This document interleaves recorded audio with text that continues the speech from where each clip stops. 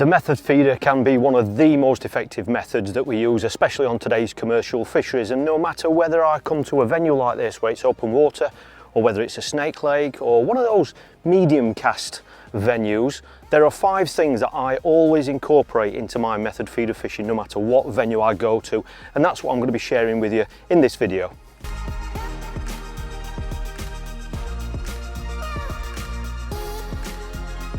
When we're fishing, there are lots of things that are very personal to you as the angler.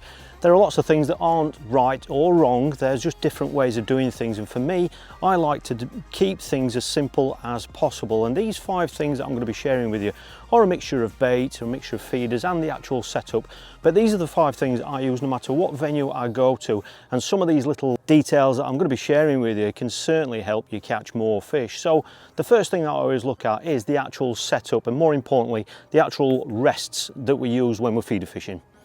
Now, if you're new to method feeder fishing, you may think that the actual rod rest that you use doesn't really make much difference. But one of the things you've got to remember is that when you're fishing a method feeder, it's a self-hooking way of fishing. And more often than not, we're fishing for F1s and carp, which are hard fighting fish. And especially if you're fishing at short range as well, which we are on some venues, then those bites can be quite violent. And I've seen multiple rods actually end up in the lake. So when you're looking at the style of feeder rest that you're going to be using, just have a look at something that's going to keep your rod on the rest, something that's going to stop it from going in when that fish finally hooks itself and bolts off out of the peg. For me, that style of rest is best. You know, there are lots and lots out there on the market, lots of different brands make them, but the key features that you really need to look at is this steep V. That V is going to help hold your rod in place. When that fish takes the bait, it's going to hold your rod in place and just make sure that your rod's not going to get dragged in. One of the things you've got to think about as well is the angle of the rod. Try not to point your rod at the actual feeder. If you do so on some venues, particularly if you're high off the water, you're not allowing these sides to work properly. If your rod is at that angle, for example, and the feeder is straight in front and the rod is down, so if you're sat up in you know, you're higher off the water, the rod can easily get dragged in, and I've seen it happen on so many occasions. Okay, so try and get a bit of an angle in your tip. But one of the things that is going to help you, if you've got the rest like that one that adjusts, because that allows you to change the angle, so that even if you are high off the water and your rod is going down, because you know it's best to have your tip just off the surface of the water, by having an adjuster like that, it's going to mean that you can maintain that 90-degree angle to the actual feeder. It just means that when that fish actually hooks itself and the rod goes, it's pulling against the sides of that, and it's not going to be slipping up, it's going to be pulling against it. And another added feature is the actual butt rest as well. Again, there are lots and lots out there on the market, but the thing to remember again is the same sort of principle, something with sides on it that's going to lock the butt of the rod in place. And ones like this, these style actually grips the rod. It's slightly flexible, as you can see, and that is because the rod actually pushes into that and it actually grips the rod. You don't have to do that, but any sort of butt rest that's going to have sides on it, that's the key issue. Whether you choose one of these that grips the rod or not is entirely down to personal preference, but as you can imagine, this will ensure that your rod's not going to get dragged in. One key detail that's caught me loads and loads of extra fish, and it's something that we're constantly changing, we're constantly trying out, and that is the size of the feeder. Now, some days you might find that the fish like a nice large feeder like that one, and sometimes, certainly on commercial fisheries, we know that quite often when fish are looking for food, when they're hungry, they can come to the noise of the feeder going in because they associate that with food and they come to inspect it. So on days like that, you often find that a large feeder like that, which makes a bit more noise and ultimately introduces more bait, can be the way to go. However, that might work at the start of a session, and through the middle period of a match or a session, you might find that the fish go a little bit cagey and they don't want as much feed. So by simply changing that feeder down to a smaller feeder like that can often capture those extra fish. And certainly on the days where the fish don't want too much bait, just like in autumn or in winter, and when the fish are slowing down, not eating as much, that's when smaller feeders come in. But as well, a smaller feeder not only introduces less bait, but when you cast it out, it goes in a little bit more discreet. So if the fish are spooking away from noise, then that can be the feeder to go. And you know, that can be very good in shallow water, or if you're casting up to a feature where it's very shallow, it could be up to an island or down a margin. just by sneaking a feeder in like that can just help avoid spooking any fish that might be already there feeding. Number 3 on the list, no matter what venue I go to, I will always have a selection of hook baits.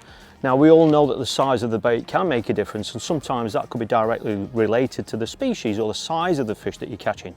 Quite often, if you're fishing a venue that's got lots of smaller F1s in there, like some of the snake lakes that we fish, then you might find that a micro size hook bait like that one is the way to go because the fish have got smaller mouths. However, if you're fishing for bigger fish, for proper carp, you might find that an 8 or a 10 mil hook bait will be best. And don't be afraid to experiment with colour. Sometimes one colour is better than other colours on certain days.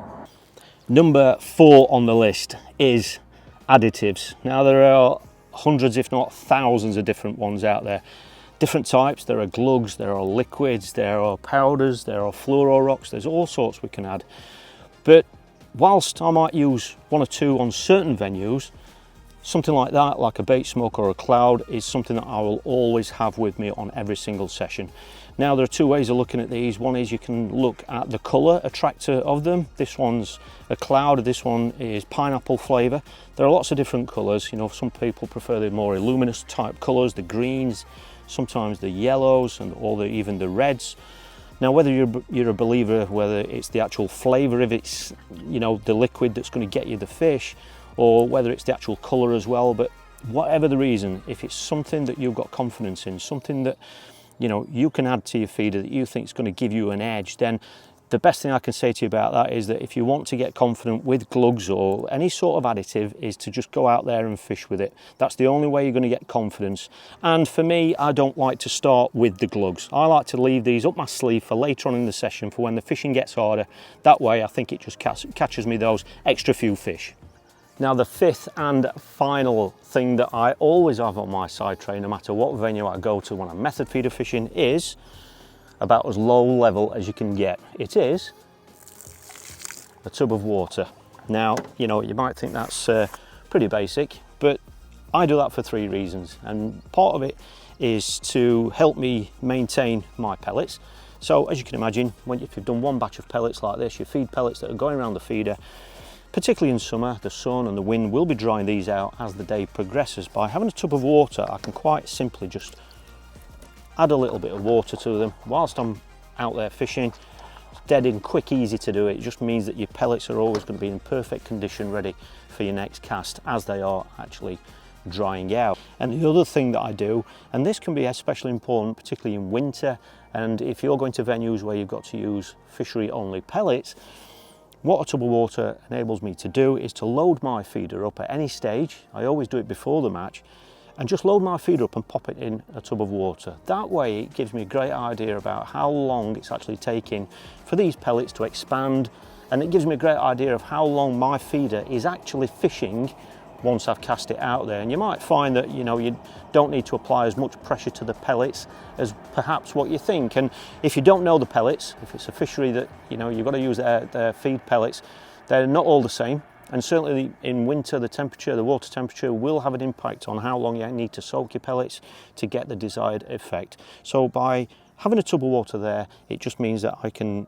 adjust the amount of pressure I'm putting on the feeder to suit how long I think I need them to be on the feeder once they're actually out there. And I can also see how my hook bait performs, because once you load the feeder up and cast it out there, you put the rod down and the rest is up to the fish. You are hoping that that rig is working right, that when that fish sucks that bait in, it's going to hook itself. So that just gives me that added bit of confidence. I really hope you've enjoyed this insight into what goes into my method feeder fishing across a wide variety of venues. And if you have got a bit of value out of this, please give this a thumbs up and consider subscribing to the channel if you haven't already. And if you'd like to see more topics covered in this Fishing Basics series, then please post them in the comments below, and I'll do my very, very best to help you. Enjoy your fishing and hopefully catch more fish.